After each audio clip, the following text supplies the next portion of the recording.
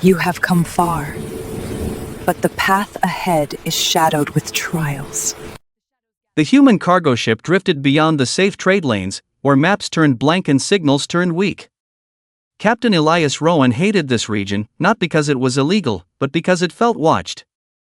His crew called it the Quiet Dark, a place where even engines sounded scared. They were carrying medical supplies and spare parts to a frontier colony, nothing special, nothing that should attract attention. Yet for 3 nights in a row, the long-range scanners showed the same impossible thing, a ship following them without a drive signature. It was not moving like a normal vessel, it appeared, vanished, and appeared again, always at the same distance, like it was pacing them. Elias tried to act calm, but his hands stayed near the console. On the 4th night, the ship did not just follow, it cut in front of them. A massive silhouette unfolded from the darkness, whiter than a city block, shaped like a crown made of black metal. No lights, no running signals, only a faint glow along carved lines like ancient writing. The crew froze. Then the comm system opened by itself, no request, no handshake. A voice entered the bridge, smooth, clear, and painfully close, like someone whispering beside Elias's ear. "Human captain, do not flee, you cannot." Elias swallowed and forced his voice steady. "This is a civilian ship, we have no weapons worth your time." The voice paused, and somehow the pause felt heavy, like a judge deciding a sentence. "I am not here for your cargo, I am here for you." The crew looked at Elias as if he had hidden a secret from them. Elias felt cold, because he had never met an alien face to face in his life, not beyond trade stations with masks and translators. "How do you know me?" he asked. The main screen lit up without permission, showing a symbol, a silver circle split by a single vertical line. Every human in the room recognized it, even if they did not want to. The seal of the Vadran Empire, the most feared power in the known spiral, the empire that did not negotiate, it commanded. The empire ruled hundreds of worlds, and people said their empress was not fully alive, not fully machine, not fully anything human minds could understand. Elias's second officer, Mara, whispered, "Captain, that empire eats rebellions for breakfast." The voice returned, calm and certain. "Your ship will dock with mine, your crew will remain unharmed, your captain will come alone, resistance will cause regret." Elias had a choice that was not really a choice. If he refused, his crew could die, if he obeyed, he might die alone. He stared at his crew, saw the fear they tried to hide, and felt the weight of leadership press into his ribs. He nodded slowly. "Prepare to dock," he said. The docking system engaged, but it was not his ship that moved. The Black Crown ship shifted space around them like water bending around a stone. The human ship slid forward, guided without force, without sound. A docking ring formed like a mouth opening, and the airlock lights flashed green. Elias stood, adjusted his uniform collar like it mattered, and moved to the exit. Mara stepped in front of him. "Captain, don't go, we can run." Elias shook his head. "Run where, if they can move like that?" He placed a hand on her shoulder. "Keep the crew steady, if I don't come back, take the ship home." Mara's eyes shone, but she nodded. Elias walked the corridor alone, the sound of his boots too loud. The airlock door opened, and cold air kissed his face. On the other side was a corridor that did not look like any ship interior he had ever seen. It was not metal, it was stone mixed with living light, like crystal veins running through dark rock. The floor pulsed softly under his feet, as if it had a heartbeat. 2 guards waited, tall, armored, their helmets shaped like sharp animal faces. They did not point weapons, they simply turned and began walking, expecting him to follow. Elias followed. The corridor led to a massive door carved with the same silver circle split by a line. The guards stopped, the door opened without touch. Inside was a chamber like a throne hall, bigger than his entire bridge. Floating banners moved like slow water, showing planets, stars, and symbols he could not read. At the far end, on a raised platform, sat the Empress. She was smaller than he expected, but the power in the room made her seem enormous.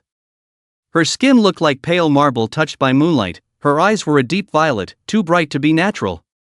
A crown of thin metal spines hovered above her head, not resting, but orbiting. She studied Elias like he was a specimen and a memory at the same time. He forced himself to bow slightly. "I am Captain Elias Rowan." The Empress lifted one hand, and the air itself seemed to obey. "I know who you are." Her voice was not loud, yet it filled every corner. Elias felt his throat tighten. "Why am I here?" The Empress's gaze softened in a way that shocked him, like a storm cloud briefly showing sunlight. "Because I." Elias was escorted to a private chamber, not a cell, not a guest room, something between both. The walls glowed softly, and the air smelled like clean rain. A translator device floated near the ceiling, watching him like an eye. He paced in slow steps, trying to calm his thoughts. The Empress's offer felt like a dream that could become a nightmare in one wrong move. A knock came, but the door did not open. A voice spoke through the air, gentle, young, and careful. "Human Captain Elias Rowan." Elias turned. "Yes." The door slid open, and she entered. The daughter. She was taller than the Empress, with long dark hair that shimmered with faint blue strands. Her eyes were the same violet, but less cold, more alive. She wore simple clothing compared to royal images Elias had seen in news clips. No heavy armor, no floating crown, only a thin ring of silver around her wrist, like a restraint disguised as jewelry. She stood near the door as if ready to leave if he showed danger.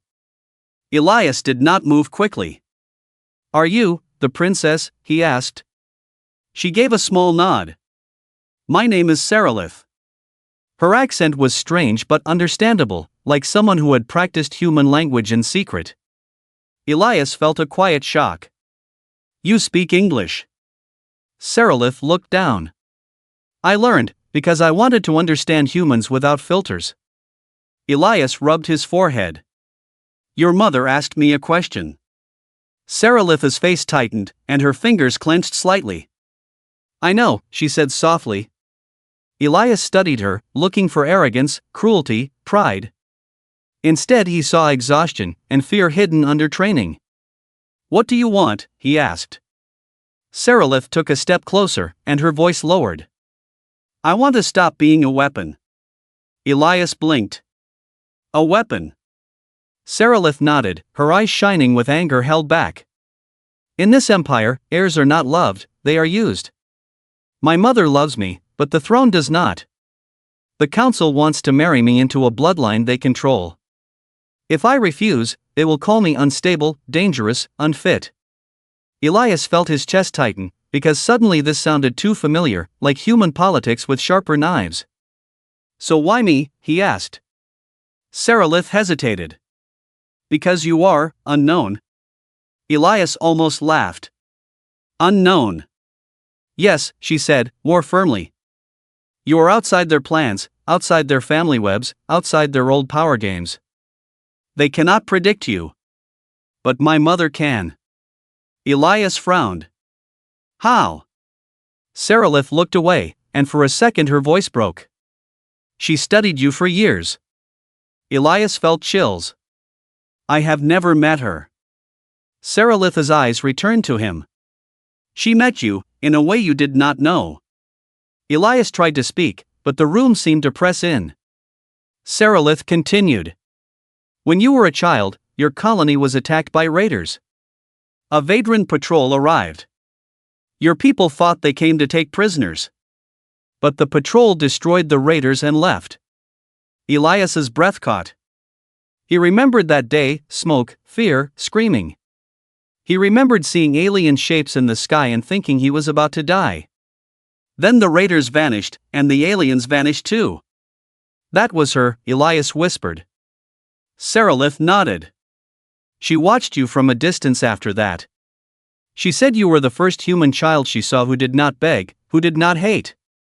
You stared at the burning ground and started helping others without being told." Elias felt his eyes sting. He had never spoken of that day. He swallowed. "So she chose me because I was brave as a child." Saralith shook her head. "No, she chose you because you were kind under fear." Elias looked at her, and the room felt less like a trap, more like a test of character. Saralith stepped closer again. "Captain Rowan, I am not asking you to love me. I am asking you to answer my mother in a way that gives me a life. Even if that life is far from the throne. Elias took a slow breath. But if I say yes, I become part of your empire. Saralitha's jaw tightened. Yes, and you become a target. Elias looked at the thin silver ring on her wrist. And you are already a target. Saralitha's eyes softened. Yes. At that moment, the translator device flickered. A second voice cut in, sharp and cold. Human captain, do not trust the princess. Saralith spun, eyes wide. Elias stepped back. Who is that? The air shimmered, and a hologram formed. A Vadran counselor, face hidden behind a mask of gold. The Empress grows weak, her emotions cloud judgment. Her daughter is unstable, and humans are fragile.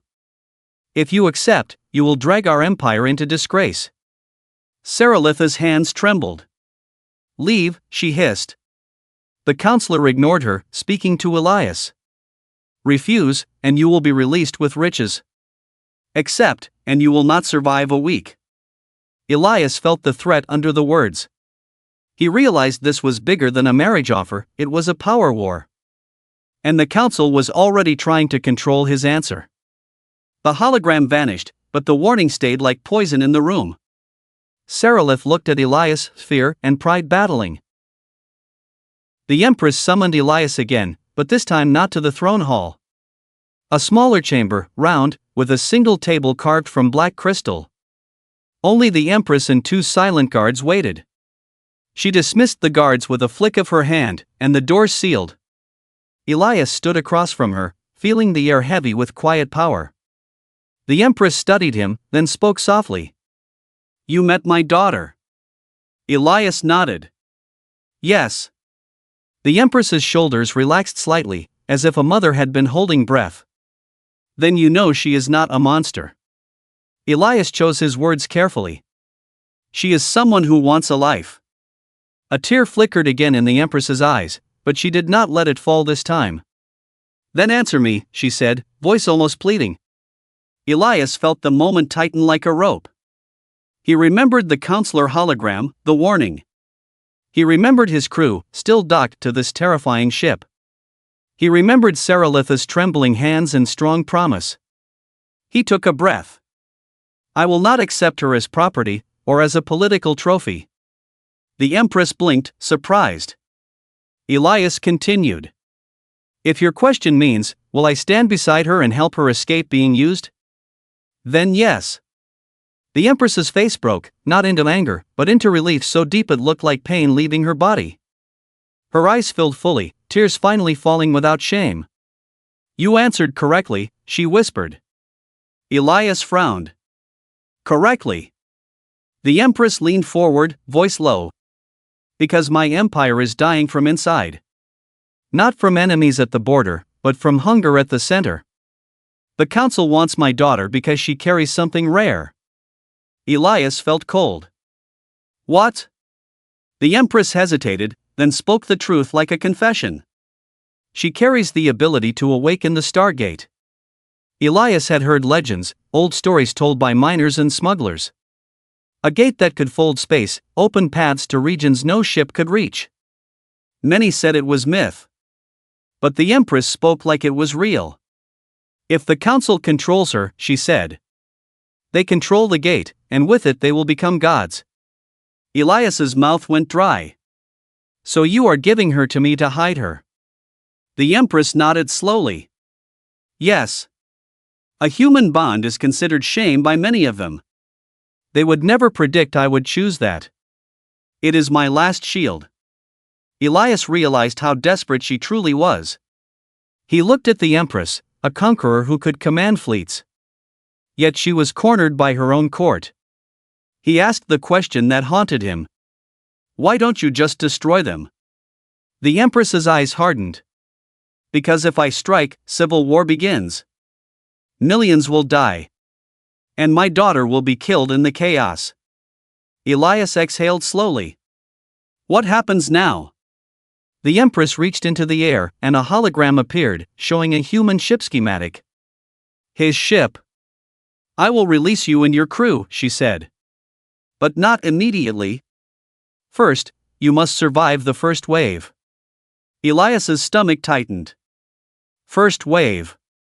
The Empress tapped the hologram, and a route lit up. I will send you through a corridor of dead space. No signals, no help. If the Council attacks you there, they cannot claim it publicly. If you survive, you will reach a hidden station. There you will receive new identities, supplies, and protection. Elias stared. This was not an offer anymore, it was a mission. Why trust me with this? He asked. The Empress's voice softened. Because you are not hungry for power. And because my daughter chose to speak to you. She does not open her heart easily. Elias felt the weight of that. He nodded slowly. What do you need from me? The Empress stood, and the room seemed to bow. You will take my daughter as your bonded partner under law. Not as romance, but as protection. You will keep her alive. You will keep the gate secret. And you will give her a choice. A real choice. Elias's mind raced. And if we fail? The Empress's face went still, like a statue. Then everything ends. A sound suddenly echoed through the ship, not an alarm, but a deep vibration. The Empress's eyes flicked upward. Her voice sharpened. They are here sooner than expected. Elias's heart kicked. Who? The Empress's hand lifted, and the room's ceiling became a window. Stars outside shifted, and a fleet appeared, dozens of sleek warships sliding from folded space like knives from sleeves. No flags, no signals. But Elias understood. The Council had moved. The Empress looked at Elias with fierce urgency. Go to your ship, take my daughter, now. Elias turned, already running. Because the first wave had arrived. And he realized the real hook of this story was not the Empress's question. It was what the answer would cost. Elias sprinted through the glowing corridors, escorted by guards who moved like silent shadows. The ship trembled slightly as distant impacts echoed through its structure. Not explosions, more like pressure waves, as if the enemy was testing shields. He reached the docking corridor and saw his crew through the airlock window, faces pale, hands ready at controls. Mara saw him and opened the channel. Captain, what is happening? Get ready to detach, Elias said, voice tight. We're leaving now, with a passenger. Mara's eyes widened, but she nodded. The airlock opened, and Elias stepped into his ship. Behind him came Sarilith, hood up, walking quickly but controlled. The crew stared, shock and fear mixing. Mara's hand hovered near her sidearm. Elias raised his palm. She's with us. Sarilith did not flinch, but her eyes moved across the crew, searching for hatred. Instead, she saw confusion. Elias spoke fast.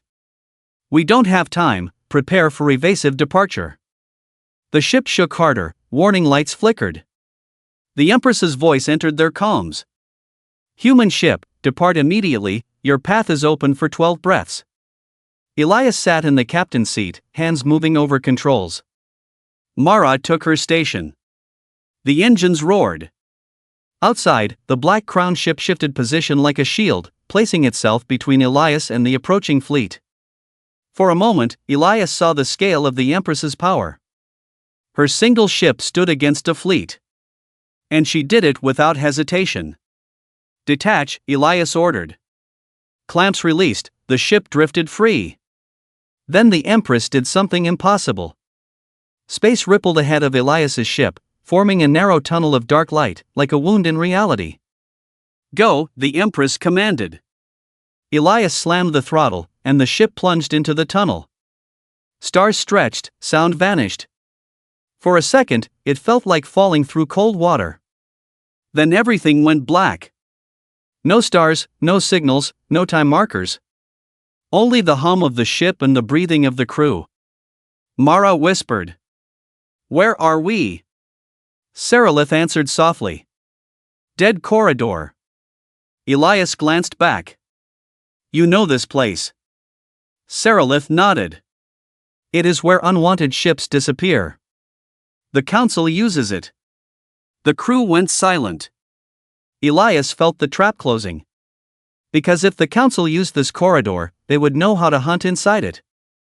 Minutes passed like hours. Then the sensor officer spoke, voice shaking. "Captain, I'm picking up movement, no signature, but something is there." Elias's hands tightened. "How many?" The officer swallowed. 3, no, 5. They're matching our speed without engines. Mara's eyes widened. That's what followed us before. Saralitha's face turned pale. "They are Wraithcraft," she whispered. Elias looked at her. "Wraithcraft?" Saralitha's voice lowered. "Drones controlled by minds. They do not need fuel. They only need a target." Elias's ship shook, not from impact, but from a wave of pressure. The lights dimmed. A voice entered the ship's calm, not the Empress, not the counselor. A different voice, calm, cruel, amused. "Human captain, thank you for carrying our prize." Elias's blood ran cold. Mara slammed her fist. "Who is this?" The voice laughed softly. "I am Regent Vasker, acting hand of the council. Return the princess, and your crew will be spared. Refuse, and this corridor will become your grave." Elias looked at Saralith, who stood behind him, hands clenched. Her eyes burned with fear and anger. Elias spoke into the calm. "No deal." The regent sighed dramatically. "Then you choose death." The ship's alarms finally screamed. Energy spikes hit their shields, invisible attacks from unseen drones. The crew shouted, systems flared red. Elias shouted orders. Full power to shields, cut lights, dump heat. They went dark, like a dead ship. The Wraith drone circled, confused for a moment. Elias pushed the ship into a spinning drift, using momentum to slip sideways through the corridor. Mara looked at him, eyes wide. "This won't hold." Elias knew. Their ship was not built for war. Then Saralith stepped forward, voice tight. "Let me." Elias turned. "What?" Saralith lifted her wrist, showing the silver ring. "This is a limiter. If I break it, they will feel me." Elias hesitated. "You'll become a beacon." Saralitha's eyes locked onto his. "They already hunt us. Better to blind them first." Elias swallowed, then nodded once. Saralith closed her eyes, fingers gripping the ring. A soft crack sounded, like ice breaking. The ring shattered, and violet light spilled from her hand. The ship's lights flickered, then stabilized. Outside, the corridor changed. Lines of faint light appeared like hidden pathways. The Wraith drones suddenly froze, as if their minds hit a wall. Regent Vasker's voice returned, sharp now. "What have you done?" Saralitha's voice was steady but strained. "I remembered who I am." Elias saw her face tighten with pain. The corridor opened ahead, a path forming like a doorway. Elias took it instantly, engines burn. The ship exited the dead corridor into normal starspace, and the crew cheered for 1 second. Then the navigation screen lit up with a warning. A beacon signal had latched onto them, like a parasite. Mara cursed under her breath. "They tagged us." Elias stared. "How?" Saralith spoke weakly. "When I broke the limiter. It was like lighting a fire in the dark." Elias felt anger rise, not at her, but at the situation. He forced it down. "Can we shake it?" he asked. The engineer shook his head. "It's not on our hull, Captain. It's in our signal shadow. Like they're tracking our wake." Elias thought fast. They needed help, but the Empress was locked in battle. The hidden station was still hours away. And now every enemy ship would know their route. Mara leaned close. "We could drop into an asteroid belt, hide in debris." Elias nodded. "Plot the nearest one." The map showed a belt, but it was inside a restricted zone. A dead world system, labeled only with warning marks. The crew hesitated. Elias made the decision. We go there. The ship dove toward the belt, rocks and ice tumbling like broken teeth. They cut engines and drifted, hiding behind a massive asteroid. For a moment, the silence felt safe. Then the calm crackled. Regent Vasker again. You can hide, but you cannot vanish. Mara whispered.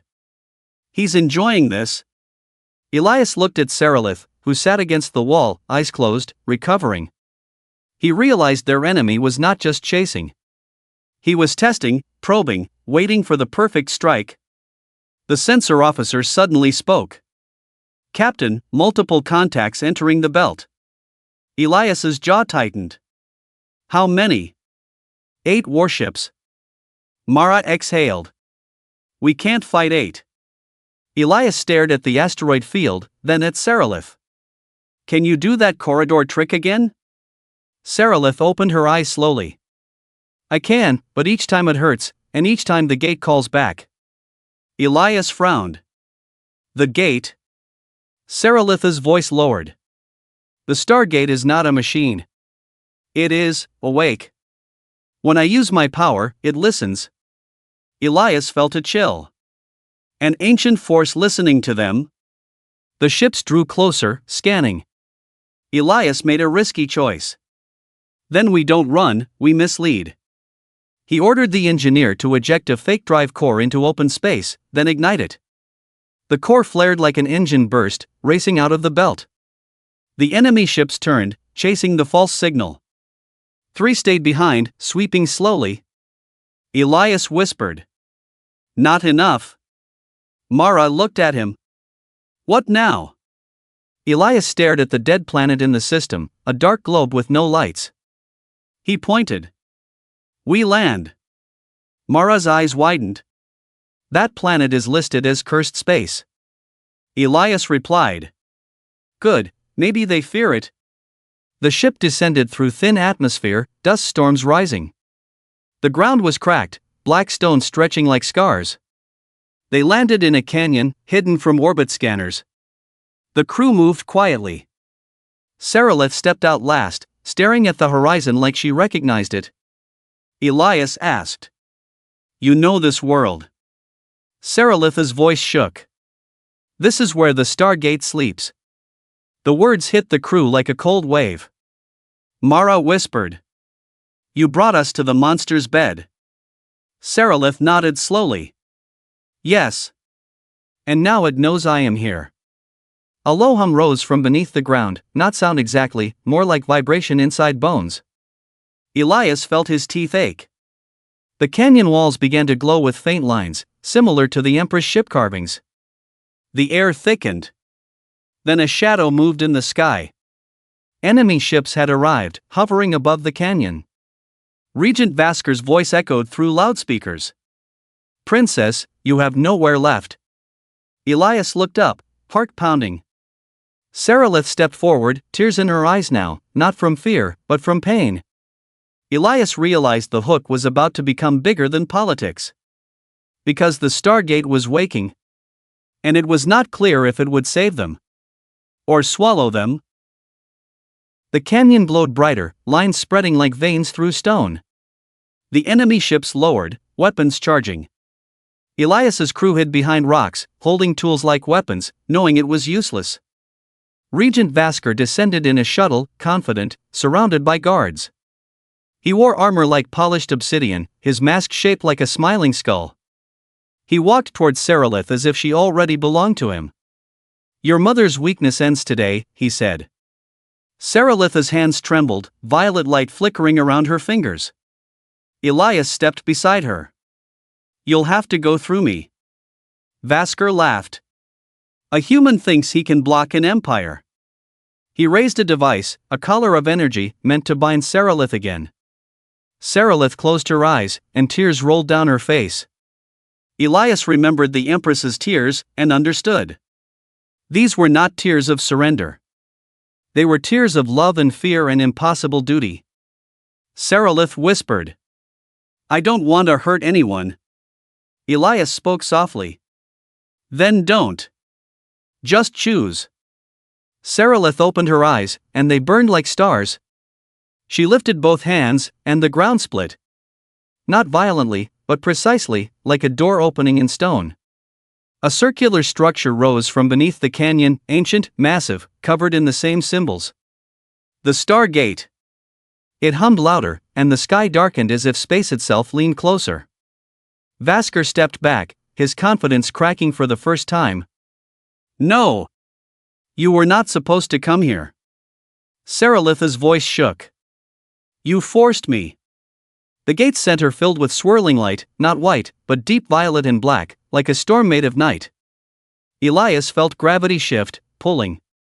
The enemy ships above began to tilt, their stabilizers fighting invisible force. Vasker shouted orders, but his guards panicked. Seralith looked at Elias, tears still falling.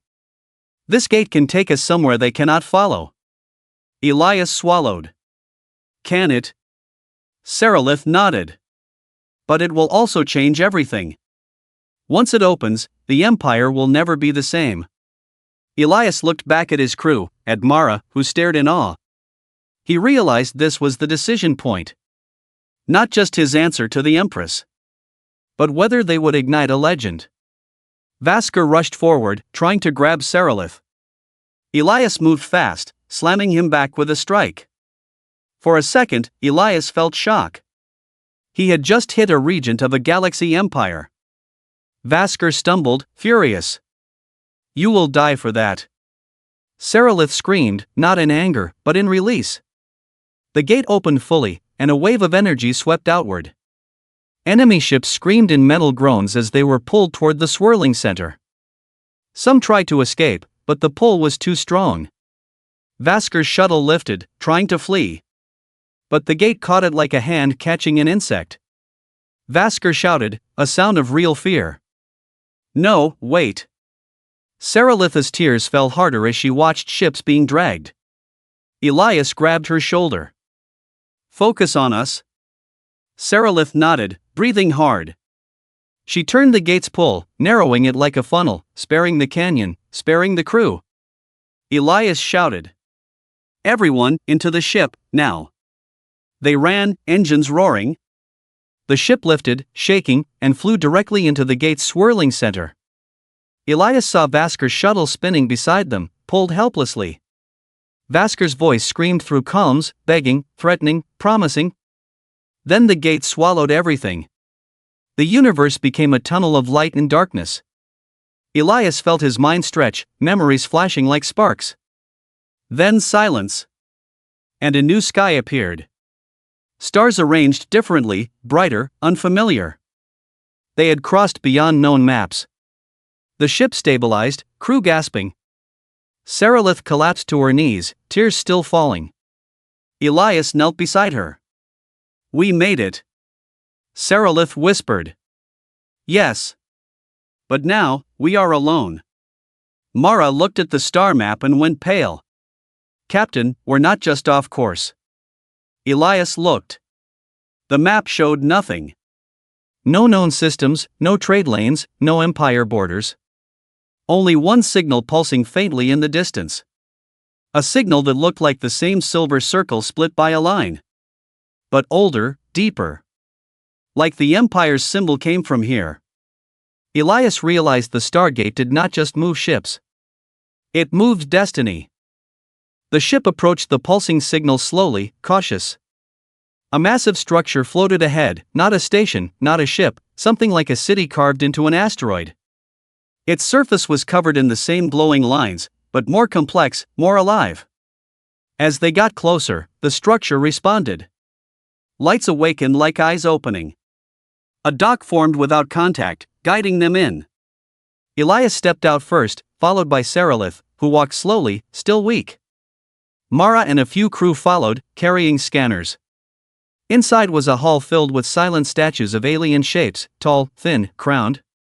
Not Vadran exactly, but related, like ancestors. Seralith whispered. This is the origin. Elias asked. Origin of what? Seralith's voice trembled. Of my bloodline. Of the gate. Of the throne.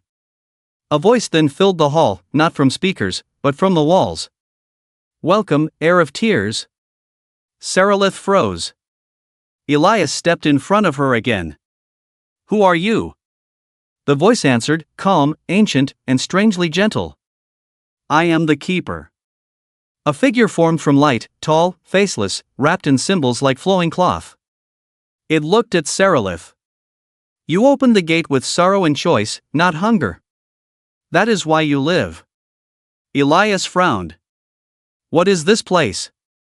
The Keeper turned toward him. "It is a refuge for rulers who refuse to become tyrants. A library of decisions." Seralith's eyes filled again. "My mother," she whispered. "She is still fighting." The Keeper nodded. "She fights so you can choose. But her time is short." Elias's chest tightened. "Can we help her?" The Keeper paused. "Not with fleets. But with truth." A hologram appeared, showing the Empire, the Council, Vasker's faction. The Keeper explained without emotion. The Council had planned to use Seralith's gate ability to expand instantly, crush rivals, and rule forever. The Empress resisted, but her body was failing, and the Council sensed weakness. Seralith wiped tears, voice firm. "What truth?" The Keeper replied. "The Empire obeys strength. But it also fears legitimacy. If the heir returns not as a captive, but as a chosen leader, many will follow her instead of the Council." Elias understood. They needed to change the story. Not by violence, but by showing the Empire a new symbol. Seralith looked at Elias. "This is why my mother asked you," she whispered. "She needed someone outside the Empire's poison. Someone who would not treat me like a tool." Elias felt the moment tighten again, like part one, but deeper now. He remembered the Empress's question. "Do you want my daughter?" And the tears at his answer. Now he understood those tears were not only fear. They were hope. The Keeper lifted a glowing shard, like a crystal key. "This is the Heart Seal. It will broadcast one message through every Imperial channel. One message only." Seralith stared. "What message?" The Keeper said. "Your choice." Elias looked at Seralith. She was trembling, but she stood taller now. Not a prisoner, not a prize. A person ready to claim her life. Seralith spoke, voice clear. "I will return. Not to be owned, but to lead." Elias nodded. "And I will stand beside you. Not as your master. Not as your savior. But as your ally." Seralith's eyes filled one last time, and she smiled through tears. The Keeper pressed the heart seal into her palm. The structure around them hummed. A new gate formed, stable, controlled. Back to the Empire. Back to the war. Back to the Council. Elias looked at his crew. Fear remained, but now it was mixed with purpose. They entered the ship, lifted off, and flew into the returning gate. As they crossed, Seralith activated the heart seal. A message surged across the Empire. Not a threat, not a demand. A simple declaration of identity and choice. When they emerged near the Imperial capital, chaos filled space, ships clashing, signals screaming. But then the message reached them all. The heir was alive. She had opened the gate. And she had returned by choice. In the throne hall, the counselors froze. On battle screens, loyal fleets hesitated. Because legitimacy was stronger than fear. The Empress, still alive, watched the broadcast with tears streaming freely now.